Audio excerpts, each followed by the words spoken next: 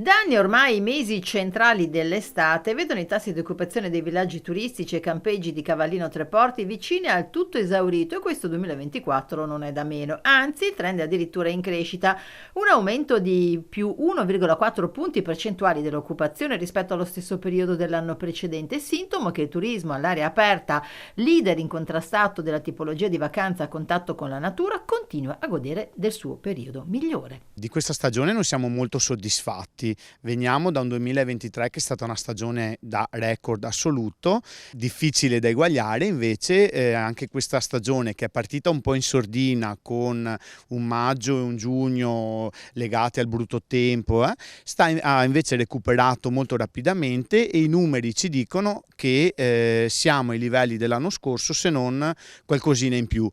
Ovviamente in questi giorni siamo di fatto al tutto esaurito, ma i dati dicono che fino alla circa la prima settimana di settembre probabilmente staremo sopra l'80% di occupazione, quindi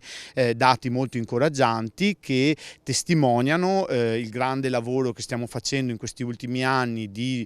promozione, di investimento sulle strutture e che vedono una risposta forte da parte degli ospiti. Una zona, una modalità, quella della vacanza outdoor, molto amata soprattutto dai paesi di lingua tedesca, ma non solo da loro. Noi siamo, lo diciamo sempre, definiti come la capitale europea del turismo all'aria aperta. Il turismo all'aria aperta è un tipo di vacanza molto amata soprattutto dai paesi di lingua tedesca, quindi sicuramente il primo ospite resta il tedesco, per oltre il 67% di presenze appunto di ospiti che arrivano dalla Germania. Al secondo posto però c'è anche l'Italia con un 9%, con numeri molto inferiori, ma che negli ultimi anni sta dimostrando un forte interesse per il nostro settore. Poi vengono tutti gli altri paesi, Austria, Svizzera e tutta la fascia del nord Europa, che sono degli ospiti affezionati del nostro territorio.